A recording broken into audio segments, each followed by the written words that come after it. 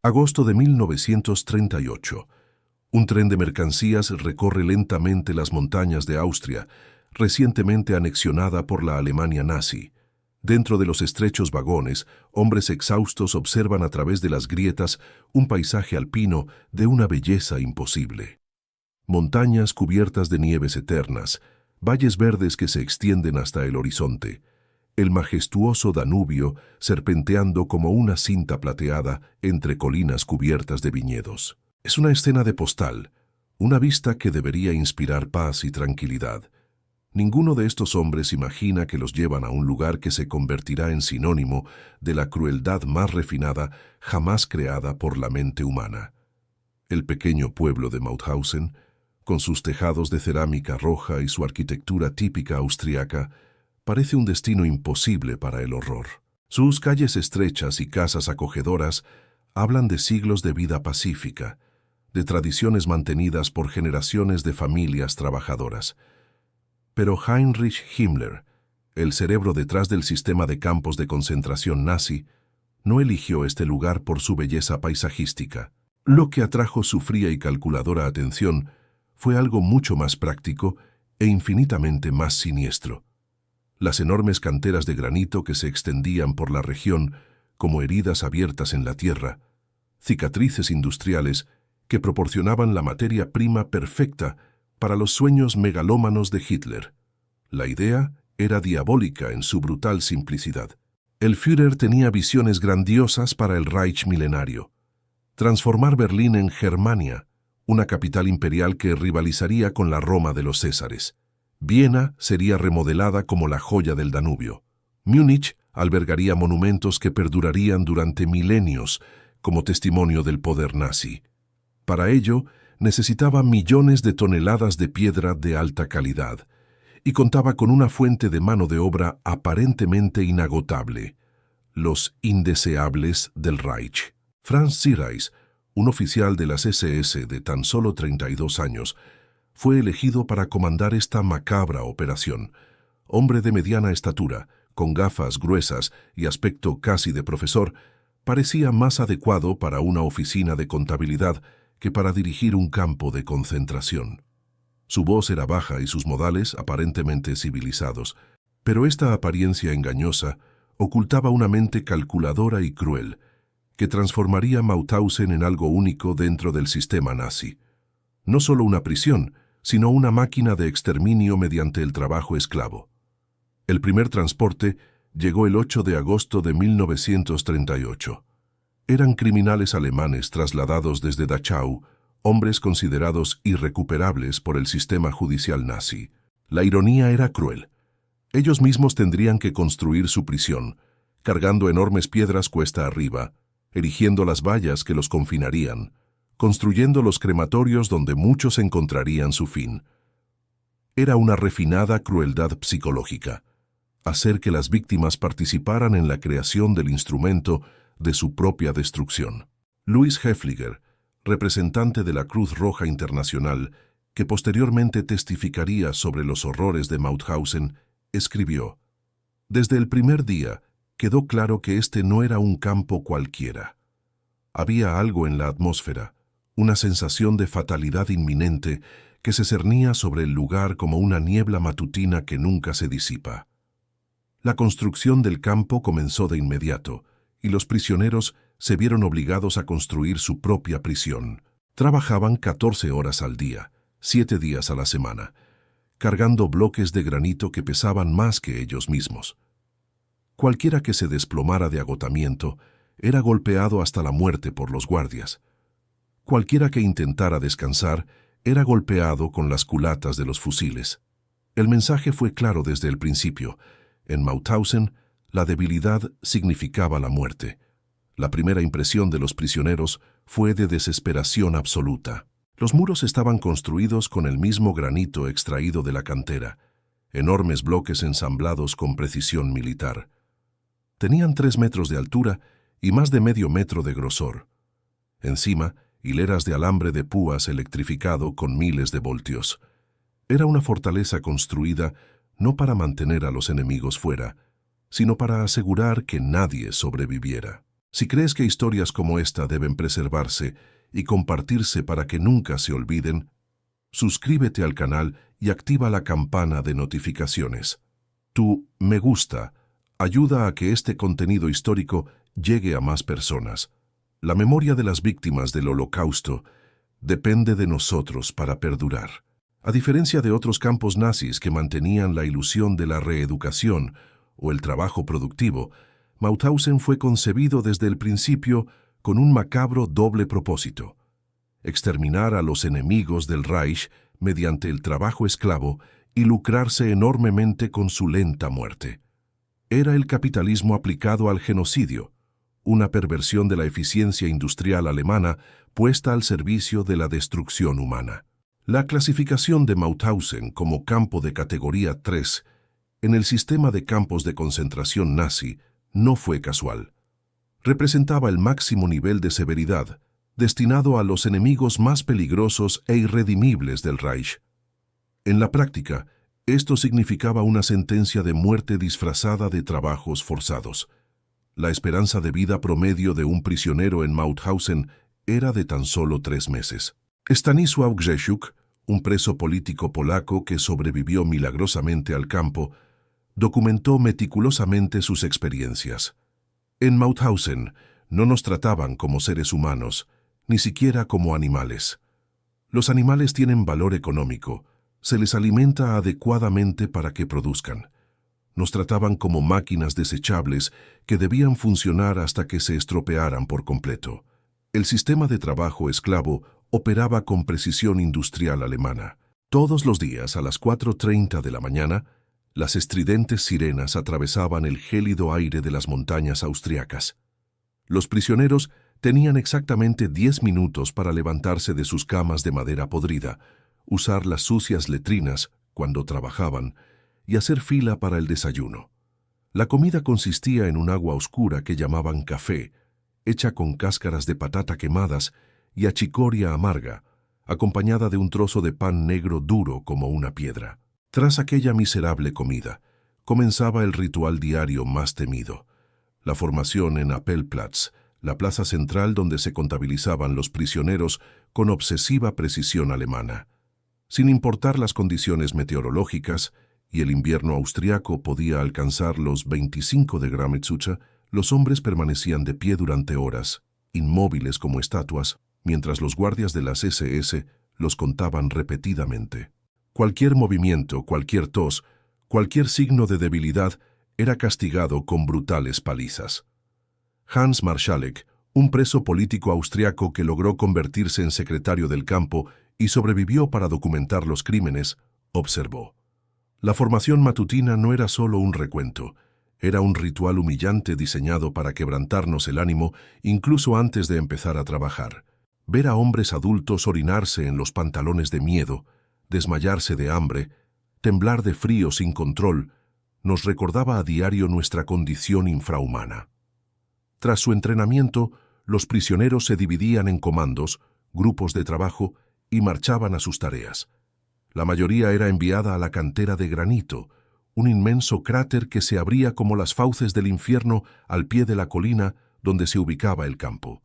Otros trabajaban en la construcción de nuevos barracones, en el mantenimiento del campo o en pequeños talleres donde fabricaban equipo para la maquinaria de guerra nazi.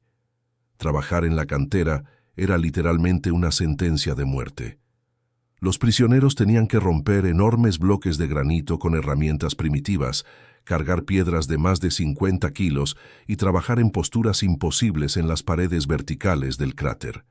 El ritmo era inhumano. Los capos, prisioneros colaboradores que supervisaban el trabajo a cambio de privilegios mínimos, gritaban constantemente: «¡Schneller! ¡Schneller! ¡Más rápido! ¡Más rápido!». Cualquiera que aminorara la marcha recibía brutales golpes. Cualquiera que se detuviera a descansar era fusilado en el acto. Simon Wiesenthal, quien se convertiría en el famoso cazador de nazis tras sobrevivir a Mauthausen, describió el trabajo en la cantera. Era una máquina diseñada para absorber toda la energía humana antes de desechar el resto. Vimos a hombres fuertes convertirse en esqueletos andantes en cuestión de semanas. La cantera no solo extraía granito, sino que extraía la vida misma de los prisioneros. Las raciones se calculaban científicamente para mantener a los prisioneros con vida, el tiempo justo para obtener el máximo rendimiento. Un adulto sano necesita aproximadamente 2.500 calorías diarias para mantener sus funciones básicas.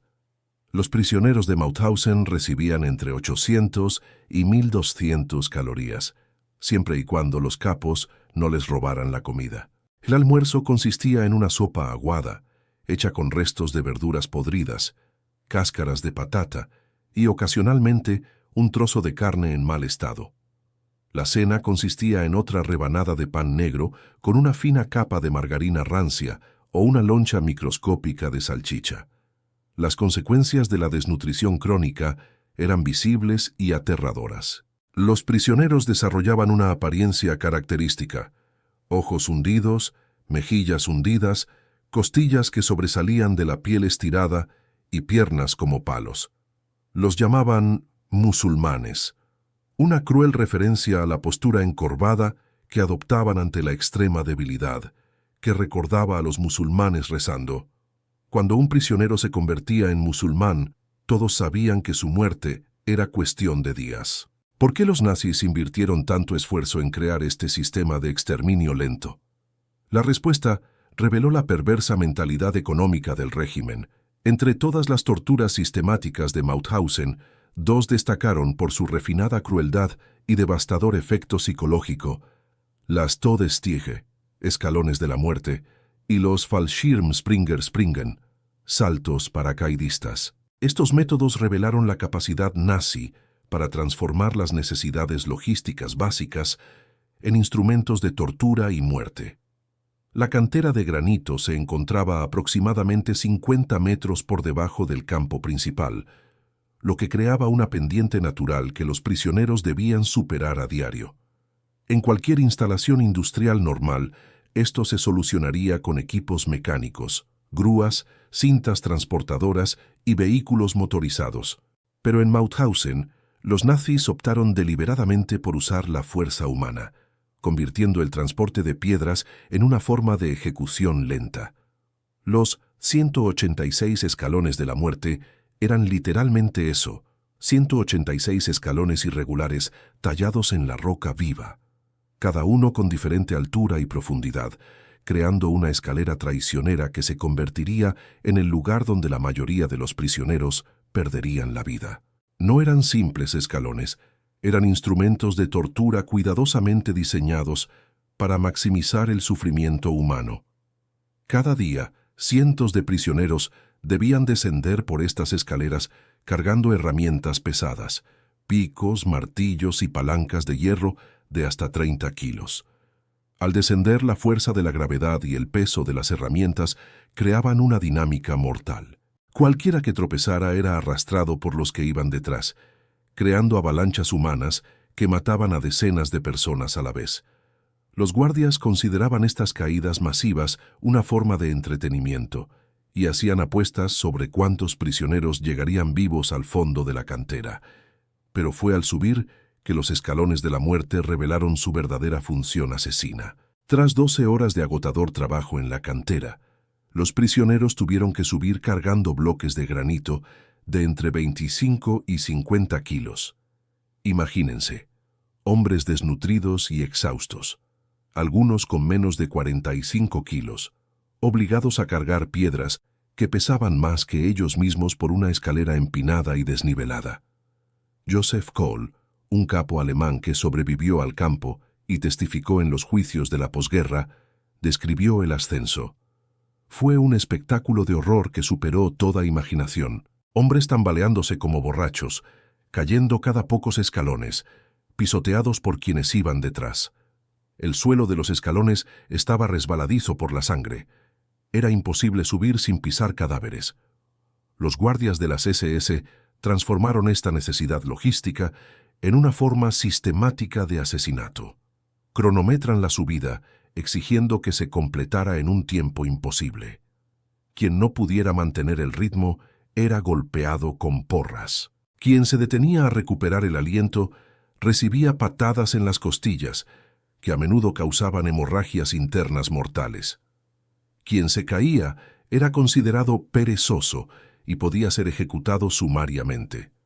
Durante el invierno austriaco, los escalones se convertían en una trampa mortal aún más eficaz. El hielo hacía que cada paso fuera traicionero. La nieve cubría los desniveles, creando trampas invisibles.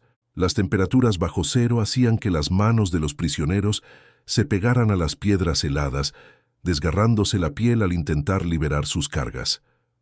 Hans Marschalek registró meticulosamente las muertes en las escaleras. En un solo día de enero de 1942, conté 67 hombres que murieron subiendo, algunos por un paro cardíaco, otros aplastados por las rocas, muchos simplemente pisoteados por sus compañeros que no pudieron detener el descenso. Los guardias recogieron los cuerpos al final del día como si fueran basura. Pero si los pasos de la muerte mataban por agotamiento y accidentes fortuitos, el salto en paracaídas era una ejecución pura y simple, disfrazada de suicidio. En lo alto de la cantera, los nazis instalaron una alambrada electrificada con 380 voltios. Oficialmente, era una barrera de seguridad para evitar caídas accidentales. En realidad, era un instrumento de ejecución. Los prisioneros que desafiaban las órdenes, que eran descubiertos saboteando el trabajo, a menudo simplemente por trabajar despacio debido a su debilidad, o que simplemente eran elegidos al azar por los guardias para servir de ejemplo, eran llevados a lo alto de la cantera. Allí se les daba una opción: tocar la valla electrificada o saltar del acantilado de 50 metros. La electrocución junto a la valla era una muerte agonizante que podía durar varios minutos. Saltar del acantilado garantizaba la muerte instantánea, pero convertía a la víctima en un suicida, según los registros oficiales. Así, los nazis crearon una situación en la que cualquier decisión conducía a la muerte, pero donde podían alegar que no había ejecución, solo suicidio de prisioneros deprimidos. Louis Deblé, un combatiente de la resistencia francesa que presenció varios saltos en paracaídas, relató: era una crueldad psicológica refinada. Obligaban a los prisioneros a elegir su propia muerte y luego lo registraban como suicidio. Algunos hombres incluso enloquecieron y saltaron espontáneamente tras semanas de ver a sus compañeros obligados a elegir entre dos muertes. El aspecto más perverso de estos suicidios era que los nazis obligaban a otros prisioneros a observar. Formaban grupos de 50 o 100 hombres en lo alto de la cantera y anunciaban: miren lo que les pasa a quienes no cooperan. El mensaje psicológico era claro: la resistencia conducía a la muerte, pero la obediencia solo retrasaba lo inevitable. Algunos prisioneros desarrollaron una peculiar forma de resistencia. Cuando se les obligaba a elegir, gritaban mensajes desafiantes antes de morir: ¡Viva Francia! ¡No se rindan jamás! ¡Díganselo al mundo! Estos gritos resonaban por la cantera, recordando a los supervivientes que la dignidad humana aún existía incluso en la muerte. ¿Cómo fue posible que los seres humanos crearan métodos de crueldad tan refinados? La respuesta residía en la propia estructura jerárquica de Mauthausen. Mauthausen operaba con un complejo sistema jerárquico que transformaba a las víctimas en verdugos, creando una estructura piramidal donde incluso los presos se convertían en instrumentos de opresión mutua. Fue una obra maestra de la ingeniería social nazi: hacer que las propias víctimas participaran en su destrucción, creando complicidad donde debería haber solidaridad. En la cúspide de la pirámide se encontraba Franz Ziereis, el comandante que dirigió Mauthausen desde 1939 hasta su liberación en 1945. Ziereis era un ejemplo típico de la burocracia de las SS, eficiente, meticuloso, completamente carente de empatía humana. Nacido en una familia de clase media bávara, se unió a las SS en 1930 a los 24 años, atraído por la promesa de un rápido ascenso social. Estaba casado, era padre de 3 hijos y asistía a la iglesia luterana los domingos. Para sus vecinos de Linz, donde residía, parecía un funcionario respetable, pero en Mauthausen Zirais reveló su verdadera naturaleza. Realizaba inspecciones diarias del campo, siempre impecablemente uniformado, anotando detalles sobre productividad, mortalidad y eficiencia operativa en cuadernos de cuero. Trataba el exterminio humano como un problema de ingeniería industrial. Cuando la tasa de mortalidad descendió por debajo de sus expectativas, implementó mejoras en los métodos de trabajo para acelerar el proceso. Por debajo de Zirais, un estrato de oficiales de las SS, médicos, ingenieros, administradores, todos hombres con formación que aplicaban conocimientos técnicos al genocidio. El doctor Krebsbach, médico jefe del campo, realizaba la selección diaria de los enfermos para su ejecución, justificándolo como higiene preventiva. Waldemar Walter, el ingeniero a cargo de la cantera, calculaba matemáticamente cuántos prisioneros debían morir mensualmente para mantener una rotación eficiente de mano de obra. La tercera capa estaba formada por guardias comunes de las SS, en su mayoría jóvenes austriacos y alemanes de origen rural. Hombres como Georg Bachmayer, quien asumió el cargo de subcomandante a los 28 años, fueron reclutados entre desempleados y pequeños delincuentes, atraídos por los altos salarios y el estatus social. Recibieron entrenamiento específico para deshumanizar a los prisioneros, aprendiendo a verlos como material biológico inferior que necesitaba ser procesado. Pero quizás la capa más cruel del sistema eran los propios prisioneros, transformados en instrumentos de opresión. Los capos. Eran elegidos principalmente entre criminales alemanes, asesinos, ladrones, violadores, que llevaban triángulos verdes como identificación. A cambio de privilegios mínimos, comida extra, camas individuales, autoridad sobre otros prisioneros, estos hombres se volvieron más brutales que los propios guardias de las SS. La psicología detrás del sistema de capos era diabólica. Los nazis sabían que los prisioneros tendrían más dificultades para resistir la brutalidad de sus compañeros de sufrimiento. Además, el uso de capos creaba divisiones internas entre los prisioneros, impidiendo la solidaridad y la resistencia organizada. Era una aplicación práctica del principio de divide y vencerás. August I. Gruber, un capo alemán a cargo de uno de los grupos de trabajo de la cantera, ejemplificó esta corrupción. Un hombre corpulento de 35 años, asesino convicto antes de la guerra, recibió autoridad absoluta sobre 200 prisioneros. Para mantener su puesto, necesitaba asegurarse de que su equipo extrajera diariamente cantidades específicas de granito. Esto implicaba golpear sistemáticamente a cualquiera que no mantuviera el ritmo requerido. E. Gruber desarrolló sus propios métodos de tortura. Obligaba a los prisioneros débiles a cargar piedras cada vez más grandes hasta que se desplomaban. Obligaba a los hombres exhaustos a subir y bajar corriendo las escaleras de la muerte hasta desmayarse. Inventó castigos como la gimnasia con piedras, ejercicios físicos imposibles que se realizaban sosteniendo bloques de granito. La competencia entre capos era feroz y mortal. Sabían que cualquier disminución en la productividad de sus equipos resultaría en la pérdida de privilegios y la probable muerte. Por lo tanto, desarrollaron una creatividad sádica para motivar a los prisioneros mediante el terror. Algunos se especializaban en la violencia psicológica, otros en la brutalidad física pura. Heinrich Dürrmayer, un capo austriaco que supervisó la construcción de barracones, creó un sistema de responsabilidad colectiva. Si un preso cometía una infracción, todo su equipo era castigado. Esto obligaba a los propios presos a vigilarse y denunciarse mutuamente para evitar el castigo colectivo. Era una paranoia sistemática, transformada en política administrativa. Los presos políticos identificados con triángulos rojos ocupaban una posición especial en esta perversa jerarquía.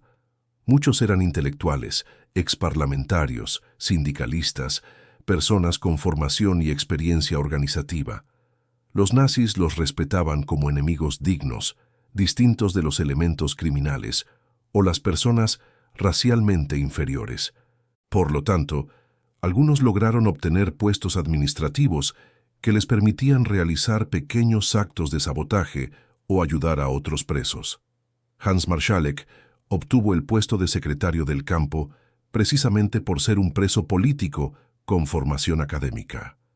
Su función consistía en llevar registros de mortalidad, productividad y correspondencia oficial. Esto le dio acceso a información crucial sobre las operaciones del campo, conocimiento que utilizaría después de la guerra para documentar los crímenes nazis y buscar justicia. Pero incluso entre los presos políticos existían divisiones. Los comunistas a menudo se negaban a colaborar con los socialdemócratas. Los nacionalistas de diferentes países mantenían rivalidades étnicas. Católicos y protestantes se enfrentaban por cuestiones religiosas. Los nazis explotaron hábilmente estas divisiones, ofreciendo pequeños privilegios a grupos dispuestos a denunciar a otros. Los judíos ocupaban el nivel más bajo de la jerarquía, independientemente de su estatus oficial.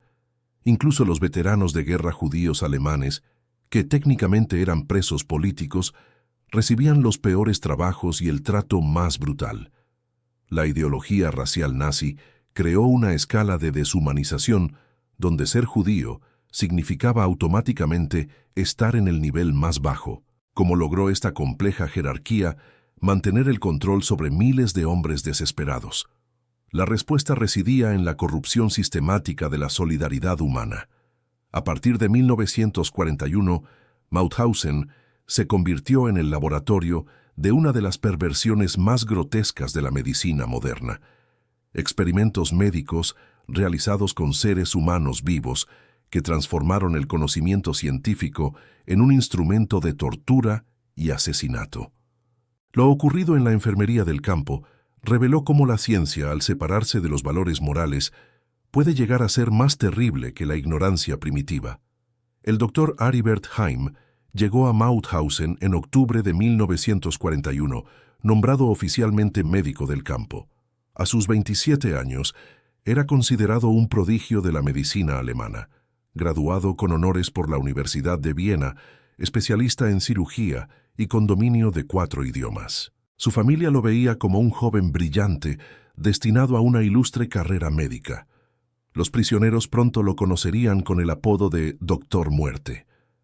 Heim transformó la enfermería de Mauthausen en una cámara de los horrores camuflada en un centro médico. Utilizó a los prisioneros como material de laboratorio, realizando experimentos sin ningún propósito científico legítimo. Eran pura curiosidad sádica disfrazada de investigación. Su método preferido era inyectar sustancias letales directamente en el corazón de los prisioneros, cronometrando meticulosamente su tiempo de muerte. Las inyecciones incluían gasolina, fenol, benceno, ácido, diversos venenos, cualquier sustancia química que despertara su morbosa curiosidad. Heim llevaba cuadernos detallados donde registraba los síntomas, el tiempo de agonía y los reflejos durante la muerte. Trataba a los seres humanos como conejillos de indias de laboratorio, pero sin siquiera la protección que normalmente reciben los animales de experimentación. Willy Messerschmitt, un prisionero alemán obligado a trabajar como asistente de Heim, testificó posteriormente. El médico era meticuloso en sus registros, lo anotaba todo: la hora de la inyección, las reacciones de la víctima, la duración de la agonía. Una vez le pregunté para qué era. Me respondió: para la ciencia alemana. Pero no había ciencia en absoluto, solo sadismo. Los experimentos de Heim no se limitaron a las inyecciones letales. Realizó amputaciones innecesarias para probar diferentes técnicas quirúrgicas, extirpando extremidades de prisioneros sanos sin anestesia.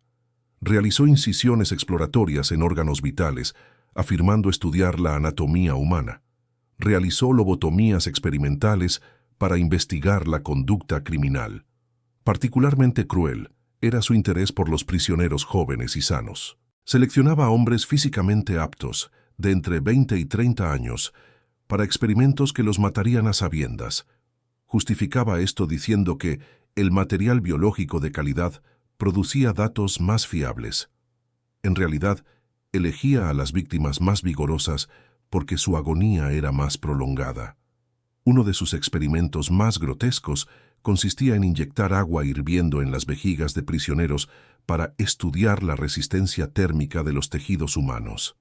Otro consistía en extraer órganos de personas vivas para examinar la función cardíaca en condiciones extremas.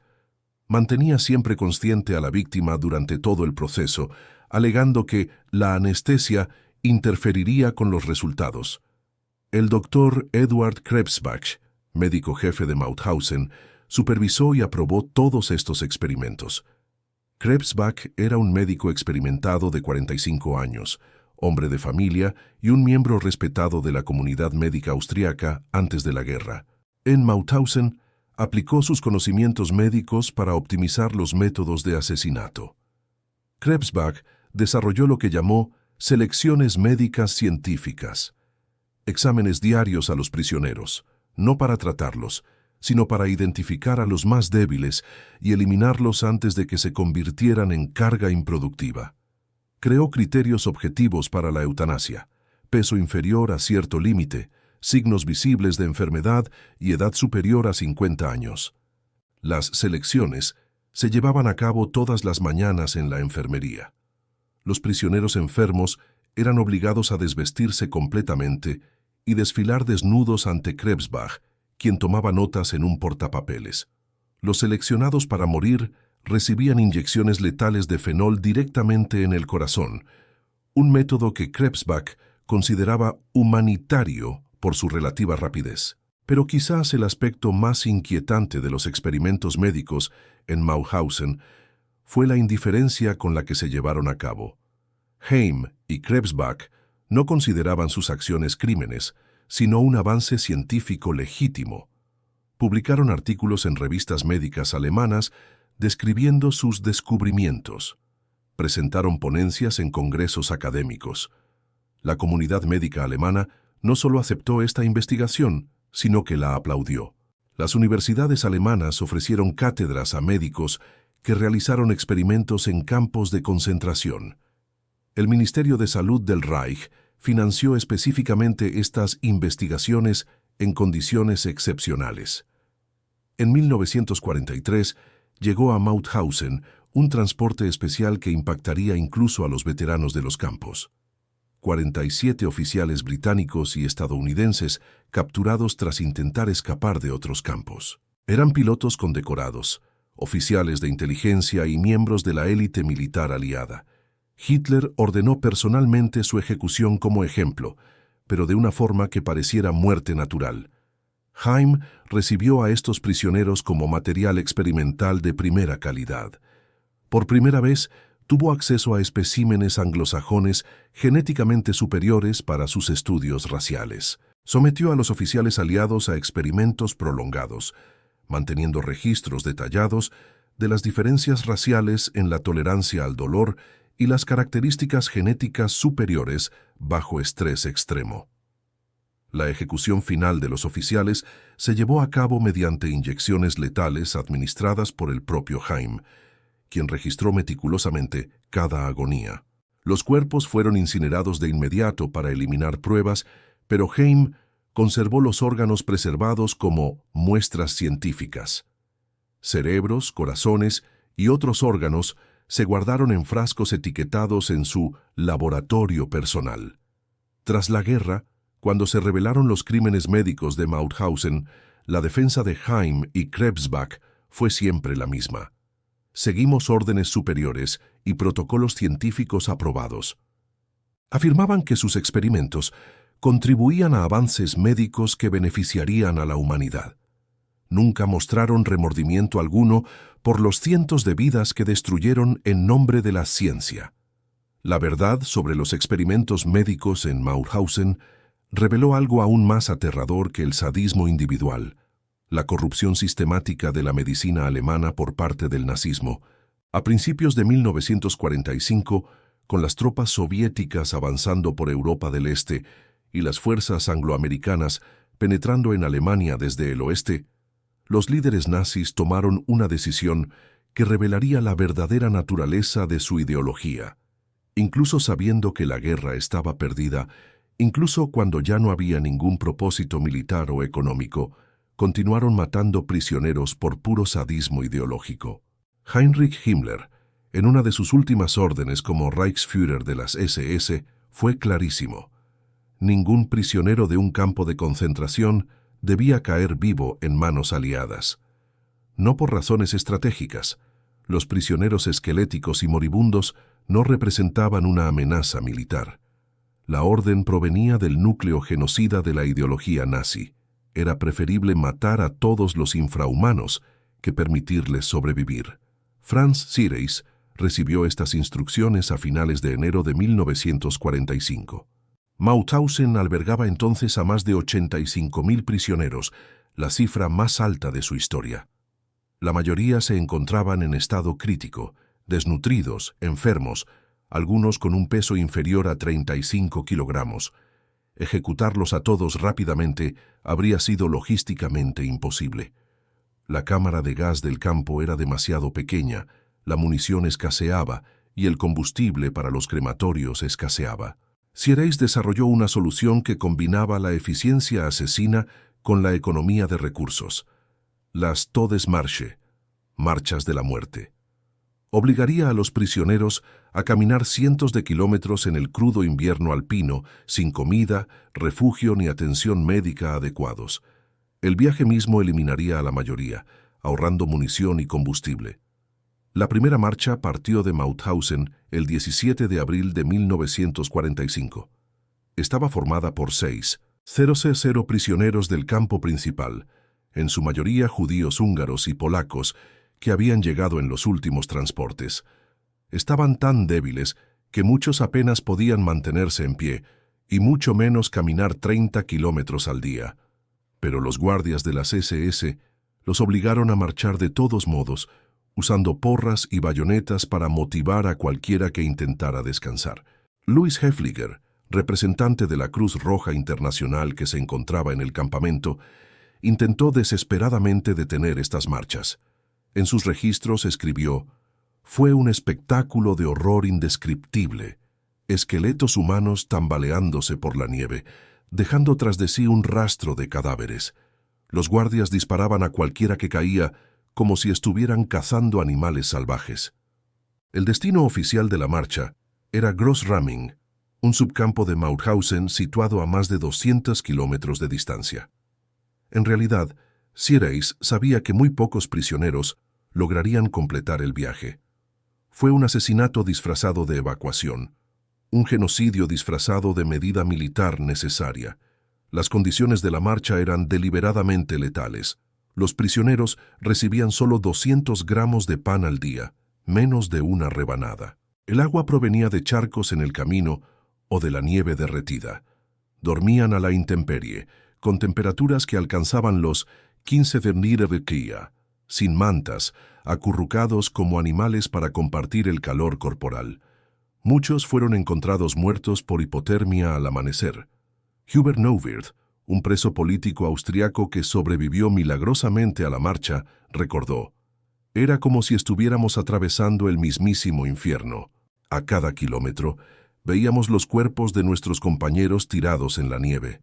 Sabíamos que nuestro destino sería el mismo, pero seguimos caminando porque detenernos significaba la muerte inmediata». Los guardias de las SS que acompañaban las marchas recibieron instrucciones específicas. Cualquier prisionero que se detuviera, cayera o pidiera ayuda debía ser fusilado sumariamente. No había excepciones por edad, enfermedad o agotamiento. La orden era clara. No podemos permitir que los prisioneros frenen la marcha ni sean capturados por el enemigo. Franz Dahlem, un prisionero comunista alemán que documentó su experiencia, escribió: «Los guardias parecían competir para ver quién mataba a más prisioneros durante la marcha. Disparaban por cualquier motivo o sin motivo alguno. Algunos disfrutaban claramente viendo nuestro sufrimiento. Las poblaciones locales austríacas presenciaron estas marchas de la muerte, pero la reacción fue predominantemente de cruel indiferencia. Los aldeanos cerraron sus casas con llave al paso de las columnas de prisioneros. Algunos se negaron explícitamente a dar agua a los moribundos que pedían ayuda. Pocos ofrecieron ayuda, ni siquiera clandestinamente». María Hirschmann, residente de un pueblo austriaco donde una marcha se detuvo durante la noche, testificó. Eran esqueletos vestidos con harapos, algunos descalzos en la nieve. Pedían agua, comida, cualquier cosa. Pero nuestro alcalde dijo que estaba prohibido ayudar a los enemigos del Reich. La mayoría fingió no ver nada. De las 6.000 personas que emprendieron la primera marcha, solo 1.800 llegaron con vida a Grossramming. El resto murió en el camino de hambre, frío, agotamiento o fusilados. Fue una tasa de mortalidad del 70% en tan solo 2 semanas, una eficacia genocida que superó incluso a las cámaras de gas. Pero Siereis no se conformó con una sola marcha. Entre abril y mayo de 1945, organizó más de 12 marchas desde Mauthausen y sus subcampos. Más de 40.000 prisioneros fueron obligados a participar en estas marchas de la muerte. Se estima que sobrevivieron menos de 15.000. La marcha más trágica fue la de los prisioneros judíos húngaros. Eran supervivientes de los últimos transportes desde Auschwitz, hombres que ya habían pasado años en campos de concentración. Quedaron reducidos a esqueletos andantes, pero Siereis los obligó a caminar 300 kilómetros hasta la frontera checa. De los 2.500 que partieron, solo 180 llegaron con vida a su destino. La última marcha partió de Mauthausen el 3 de mayo de 1945, apenas 2 días antes de que las tropas estadounidenses liberaran el campo. Estaba formada por 1.200 prisioneros soviéticos, a quienes Siereis consideraba particularmente peligrosos por ser soldados. Todos fueron fusilados en un bosque cercano. Ni siquiera intentaron marchar. Fue una ejecución masiva disfrazada de evacuación. El aspecto más inquietante de las marchas de la muerte fue su absoluta inutilidad militar. Para mayo de 1945, la Alemania nazi estaba completamente derrotada. Hitler se había suicidado, Berlín había caído, la guerra estaba claramente terminada. Pero aún así, los nazis continuaron matando prisioneros hasta el último momento. ¿Por qué seguían matando cuando ya no había nada que ganar? La respuesta reveló la verdadera naturaleza del nazismo. No era solo un régimen político, sino una ideología genocida que veía el exterminio como un fin en sí mismo. 5 de mayo de 1945, 11:30 am. El silencio que se cierne sobre Mauthausen es diferente del silencio de terror que dominó el campo durante 7 años. Es el silencio de la muerte, pero también de la expectación. Las torres de vigilancia están vacías, las puertas permanecen abiertas, ninguna sirena anuncia la formación matutina. Por primera vez desde 1938 no hay guardias de las SS marchando por el campo con sus pulidas botas de cuero. Una columna de tanques estadounidenses de la 11. La división blindada aparece en el camino que lleva al campamento.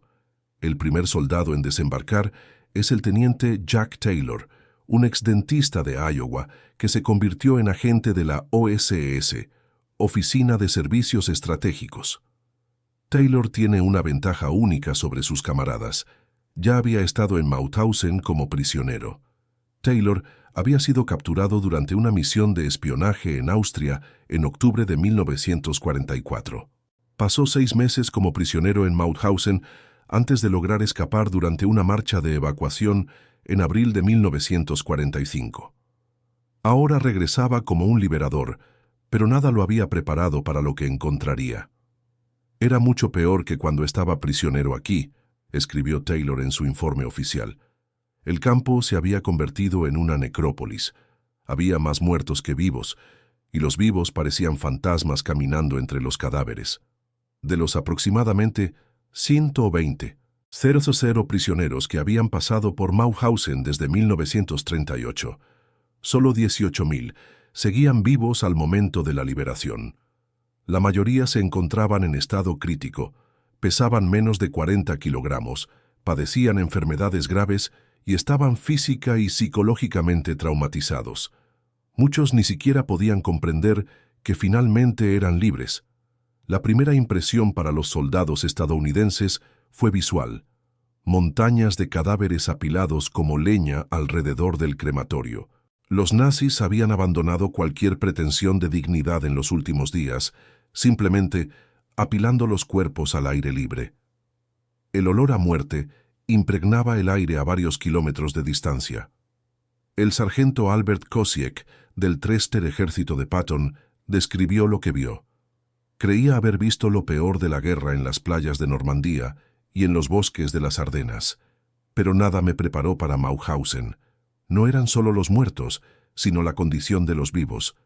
Hombres adultos que pesaban menos que niños, con los ojos vacíos como agujeros, moviéndose como fantasmas. Louis Hefliger, el representante de la Cruz Roja que permaneció en el campo hasta el final, se aseguró de mostrarles a los estadounidenses todas las pruebas de los crímenes. Los llevó a la cámara de gas, donde aún se conservaban restos de Zyklon B. Les mostró las celdas de aislamiento donde torturaban a los prisioneros. Les mostró los historiales médicos de los experimentos del Dr. Heim. Particularmente inquietante fue el descubrimiento del laboratorio de Aribert Heim. Estantes enteros contenían órganos humanos conservados en frascos, meticulosamente etiquetados. Cerebro, judío polaco, 23 años, corazón, preso político alemán, 45 años.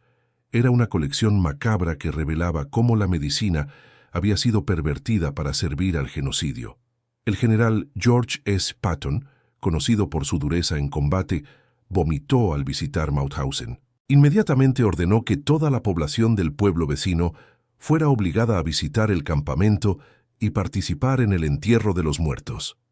Verán con sus propios ojos lo que permitieron, les dijo a los austriacos, quienes insistieron en que no sabían nada.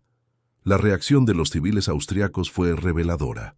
Muchos lloraron sinceramente al ver las condiciones del campo, pero otros parecían más indignados por verse obligados a participar en el entierro que conmocionados por la evidencia del genocidio.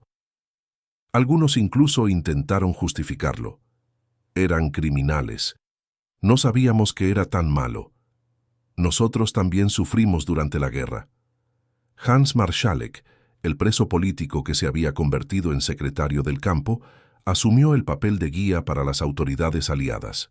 Documentó meticulosamente los crímenes nazis durante 7 años, manteniendo registros secretos de asesinatos, experimentos y atrocidades. Sus archivos serían esenciales para los juicios de posguerra. Guardé estos registros porque sabía que alguien intentaría negar lo sucedido, explicó Marschalek a los investigadores estadounidenses. Cada nombre, cada fecha, cada método de asesinato está documentado. No podrán decir que no lo sabían. El comunicado también reveló el alcance de la colaboración austriaca.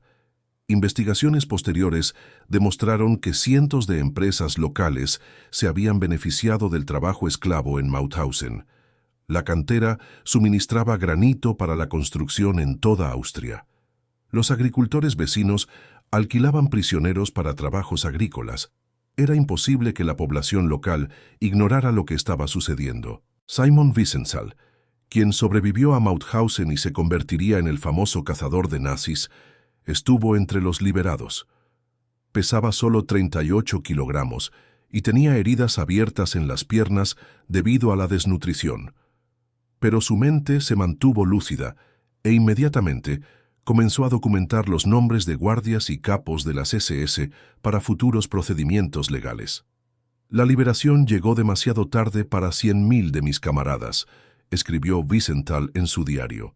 Pero para nosotros, los supervivientes, trajo consigo una responsabilidad sagrada: asegurar que el mundo nunca olvide lo que ocurrió aquí. Los soldados estadounidenses quedaron particularmente impactados al descubrir que muchos guardias de las SS simplemente habían huido en los días anteriores, dejando solo a unos pocos colaboradores austriacos para mantener el orden. Franz Siereis, el comandante, había escapado a las montañas, donde sería capturado días después por los mismos prisioneros que había liberado. El doctor Aribert Heim, Doctor Muerte, también había desaparecido en los últimos días. Logró escapar de Austria y finalmente llegó a Sudamérica, donde vivió impunemente hasta su muerte natural en 1992. No fue hasta 2009 que se confirmó su fallecimiento en El Cairo, Egipto, tras haberse convertido al Islam y ejercer como profesor de árabe. La liberación de Mauthausen expuso al mundo una verdad inquietante. El genocidio nazi no había sido obra de unos pocos fanáticos aislados, sino de un sistema que involucraba a miles de personas comunes: médicos, ingenieros, administradores, guardias, empresarios, civiles. Era la banalidad del mal a escala industrial. En los días posteriores a la liberación, muchos sobrevivientes murieron simplemente porque sus cuerpos no se adaptaron a la alimentación normal tras años de desnutrición extrema. Los médicos estadounidenses aprendieron a las malas que alimentar a los prisioneros liberados requería un cuidado especial. La comida común podía matar a quienes habían sobrevivido años de inanición. La liberación de Mauthausen marcó no solo el final de 7 años de horror, sino el comienzo de una lucha aún más larga: la búsqueda de la justicia y la preservación de la memoria contra todos los intentos de negación y olvido. Lo que hace a Mauthausen particularmente inquietante en la historia de la posguerra no es solo la magnitud de los crímenes cometidos dentro de sus muros, sino también cuántos de los responsables escaparon por completo a la justicia o recibieron castigos miserables que se burlaron del sufrimiento de sus víctimas. La impunidad que caracterizó el caso de Mauthausen enviaría un mensaje peligroso a futuros perpetradores de genocidio. Se pueden cometer masacres sin consecuencias graves, siempre que los criminales tengan cuidado de ocultar sus huellas.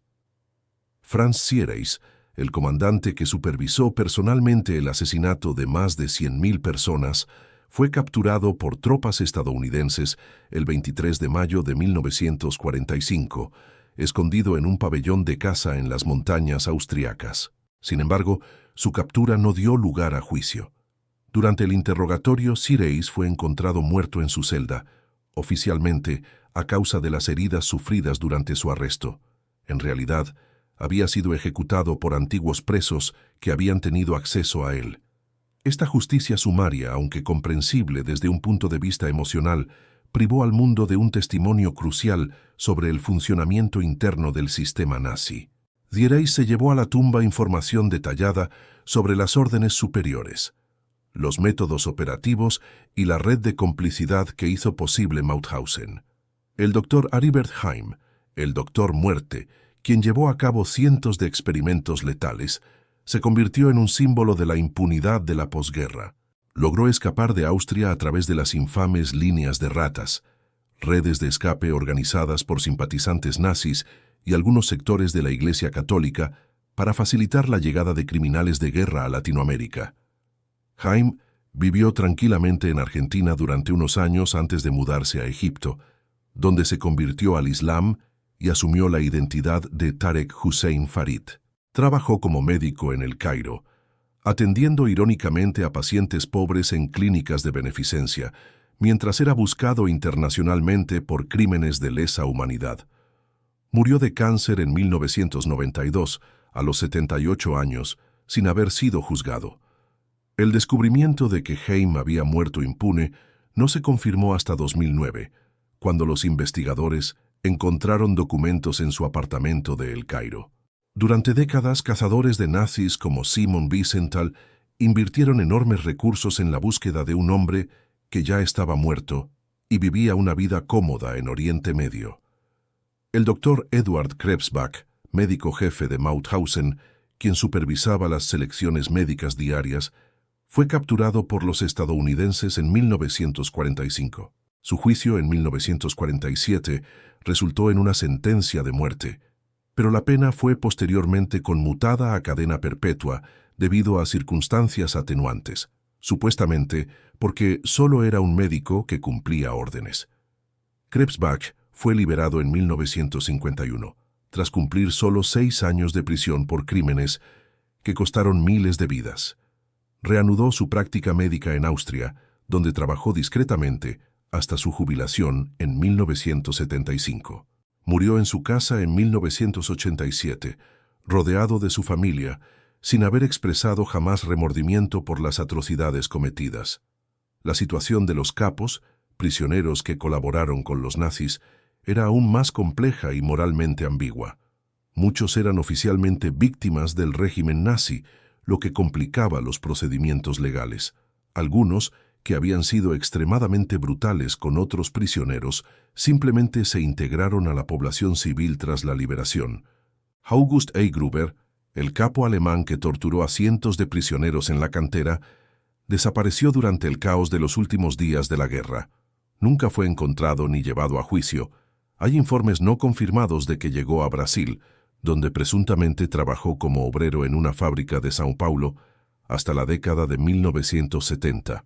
Heinrich Dürrmayer, el capo austriaco que creó el sistema de responsabilidad colectiva, fue capturado en 1946, pero su juicio fue sobreseído en 1948 por falta de pruebas suficientes. En realidad, las autoridades austriacas se resistían a procesar a sus propios ciudadanos y preferían culpar únicamente a los alemanes de los crímenes. La propia Austria adoptó una narrativa conveniente que obstaculizó cualquier búsqueda seria de justicia. Habían sido la primera víctima de Hitler, obligados a participar en el régimen nazi contra su voluntad. Esta versión permitió que miles de colaboradores austriacos nunca fueran investigados y mucho menos procesados. El Tratado de Estado de Austria de 1955, que restauró la independencia del país, incluyó una cláusula de amnistía que protegía eficazmente a los antiguos nazis austriacos del procesamiento. Fue un indulto colectivo que ignoró por completo los derechos de las víctimas y las demandas de justicia.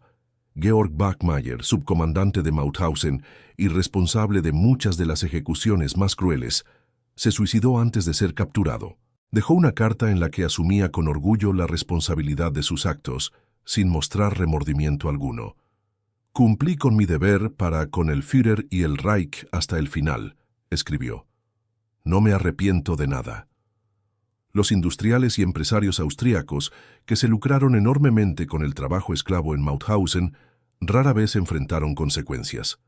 La empresa Wiener Graben, que explotaba la cantera con prisioneros, simplemente cambió su nombre después de la guerra y continuó operando. Sus propietarios nunca fueron procesados. Empresas como Steyr-Daimler-Puch, que fabricaban armas con mano de obra esclava de los subcampos de Mauthausen, pagaron indemnizaciones simbólicas décadas después, pero sin admitir responsabilidad penal. Se trató de la privatización de las ganancias y la socialización de la culpa, un patrón que se repetiría en muchos casos de crímenes corporativos nazis.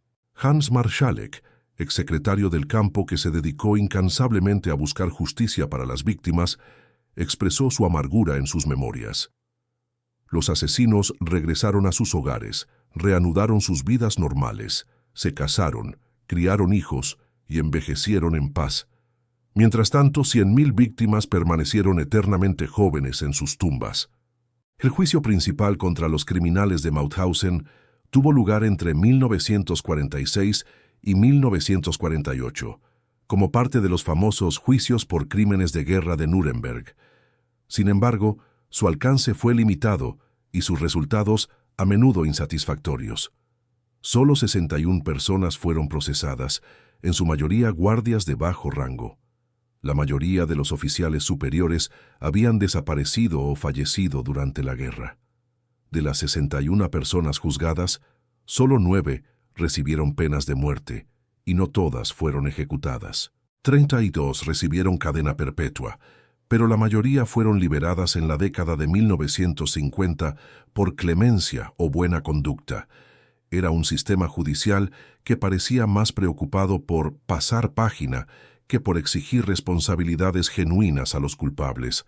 Simon Wiesenthal, quien dedicó su vida de posguerra a la caza de criminales nazis, siempre consideró Mauthausen un caso emblemático de justicia incompleta. «No buscábamos venganza», escribió, «sino justicia. Cuando esa justicia falla, cuando los asesinos escapan impunes, se alienta a futuros genocidas. La impunidad es el triunfo definitivo de los perpetradores». Esta impunidad sistémica tuvo consecuencias duraderas que resonaron en genocidios posteriores en todo el mundo y establecieron un precedente peligroso, según el cual se podían cometer masacres sin consecuencias adecuadas. Lo que hace a Mauthausen particularmente trágico en el panorama de la memoria del Holocausto es que permaneció relativamente desconocido para el público general durante décadas después de la guerra, mientras otros campos como Auschwitz se convirtieron en símbolos universales del genocidio nazi. Mauthausen permaneció oculto en las sombras de la historia, no por casualidad, sino por una combinación de factores políticos, sociales e incluso geográficos que conspiraron para silenciar las voces de sus víctimas. La razón principal de este relativo olvido residió en la propia composición de las víctimas de Mauthausen. A diferencia de Auschwitz, donde la mayoría de las víctimas eran judías, Mauthausen albergó principalmente a presos políticos, delincuentes comunes, testigos de Jehová, homosexuales y otros grupos que carecían de organizaciones poderosas de posguerra para preservar su memoria y luchar por su reconocimiento. Aunque presentes en Mauthausen, los judíos representaban una minoría del total de víctimas. Por lo tanto, las organizaciones judías internacionales centraron sus esfuerzos en la conmemoración y la educación en los campos donde el exterminio judío fue más sistemático. Mauthausen se quedó sin un patrocinador institucional que defendiera su preservación en la memoria colectiva.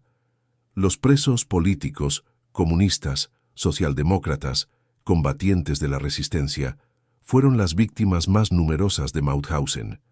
Sin embargo, durante la Guerra Fría, tanto en Europa Occidental como en Europa Oriental, resultaba políticamente inconveniente destacar un campo donde comunistas y capitalistas habían sido perseguidos por igual por los nazis. La narrativa no encajaba en la división ideológica del mundo de la posguerra. Simon Wiesenthal, el superviviente más famoso de Mauthausen, contribuyó irónicamente a su relativa oscuridad. Aunque se convirtió en el cazador de nazis más conocido del mundo, Wiesenthal rara vez habló específicamente de Mauthausen en sus apariciones públicas. Se centró en la persecución de los criminales nazis en general, especialmente de los responsables del exterminio judío. Esta estrategia era comprensible. Wiesenthal sabía que el sufrimiento judío despertaba más compasión internacional que el de los presos políticos o los delincuentes comunes. Pero tuvo el efecto secundario de dejar a Mauthausen fuera del discurso dominante sobre el Holocausto durante décadas cruciales en la formación de la memoria. Hans Marschalek, exsecretario del campo que se convirtió en el principal documentalista de los crímenes de Mauthausen, luchó en solitario durante décadas para preservar la memoria del campo. Publicó libros, organizó exposiciones, guió a visitantes y mantuvo correspondencia con supervivientes de todo el mundo. Sin embargo, fue una voz aislada contra el olvido institucional. «Siento como si estuviera gritando al vacío», escribió Marschalek en 1965. «El mundo parece decidido a olvidar Mauthausen. Quizás sea más conveniente recordar solo los campos donde las víctimas eran inocentes, judíos, niños. Es más difícil generar compasión por los presos políticos o los criminales». Los propios registros de Mauthausen, meticulosamente mantenidos por los nazis y preservados por Marschalek, revelaron verdades incómodas que muchos prefirieron ignorar. Demostraron, por ejemplo, que los capos austriacos habían sido tan brutales como los guardias alemanes, que las empresas austriacas se habían lucrado enormemente con el trabajo esclavo, que los civiles locales sabían perfectamente lo que ocurría en el campo. Durante la ocupación aliada de Austria, 1945-1955, se buscó minimizar la culpa austríaca para facilitar la integración del país al bloque occidental durante la Guerra Fría. Resaltar los crímenes cometidos por los austriacos en Mauthausen no favoreció los intereses geopolíticos estadounidenses en la región. La propia ubicación geográfica de Mauthausen contribuyó a su abandono. Se encontraba en una región rural de Austria, lejos de los grandes centros urbanos. No había universidades cercanas que pudieran desarrollar programas de investigación. Carecía de la ventaja de su proximidad a Viena u otras capitales europeas, lo que facilitaría las visitas de autoridades internacionales. Mauthausen tampoco se benefició de la espectacular preservación arquitectónica que hizo inolvidables a otros campos. A diferencia de Auschwitz, Donde los nazis no tuvieron tiempo de destruir completamente las instalaciones, Mauthausen fue parcialmente desmantelado en los últimos días de la guerra. Muchas estructuras fueron demolidas, los documentos quemados y las pruebas borradas. Lo que quedó no tuvo el impacto visual devastador de otros campos. No había montañas de cabello humano, ni pilas de gafas o zapatos, ni cámaras de gas perfectamente conservadas. A los visitantes les resultaba más difícil visualizar concretamente los horrores que allí ocurrieron. Las cartas y diarios de los prisioneros de Mauthausen, cuando se conservaron, revelaron experiencias humanas profundamente conmovedoras que desafiaron los estereotipos simplistas sobre víctimas y perpetradores. Louis Deblé, un combatiente de la resistencia francesa, escribió a su esposa: «Mi querida Marie, aquí aprendí que la valentía no es la ausencia de miedo, sino actuar correctamente a pesar del miedo. Muero orgulloso de haber resistido». Johann Dickmann, testigo de Jehová alemán, escribió en su diario secreto: «Me han ofrecido la libertad muchas veces. Solo tuve que firmar un documento renunciando a mi fe. Nunca lo firmé. Prefiero morir libre y con la conciencia tranquila que vivir esclavo de la mentira». Stanisław Grzesiuk, preso político polaco, documentó no solo los horrores que presenció, sino también pequeños actos de heroísmo cotidiano. Un hombre compartía su ración de pan con otro más débil. Un enfermo era llevado en brazos por sus compañeros para evitar su ejecución. Eran pequeños gestos, pero demostraban que seguíamos siendo humanos. Las cartas de familias que nunca recibieron respuesta también cuentan la historia olvidada de Mauthausen. Maria Hoffmann escribió decenas de cartas a su esposo, un preso político austriaco.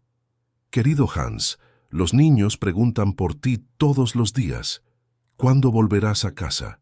Hans había muerto en la cantera 3 días después de llegar al campo. Durante la década de 1960, a medida que los movimientos por los derechos civiles cobraban impulso en Estados Unidos y Europa, algunos activistas intentaron reivindicar la memoria de Mauthausen como ejemplo de resistencia política. Sin embargo, este intento se vio obstaculizado por las divisiones ideológicas de la época. Comunistas y anticomunistas no lograban ponerse de acuerdo sobre una narrativa común sobre el campo.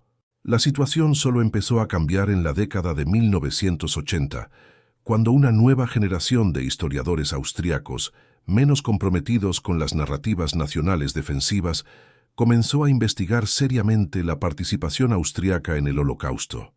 Libros como Los austriacos y el Tercer Reich obligaron al país a afrontar verdades incómodas sobre su pasado. En 1988, 50 años después de la construcción de Mauthausen, el gobierno austriaco finalmente erigió un monumento conmemorativo en el lugar donde se encontraba el antiguo campo de concentración. Pero incluso entonces, el énfasis se centró en la reconciliación y la superación del pasado, más que en la rendición de cuentas específica por los crímenes. Simon Wiesenthal, ya de avanzada edad, participó en la ceremonia de inauguración del monumento. En su discurso dijo: «Llegamos demasiado tarde. La mayoría de los perpetradores ya han muerto en paz. La mayoría de los testigos han guardado silencio para siempre.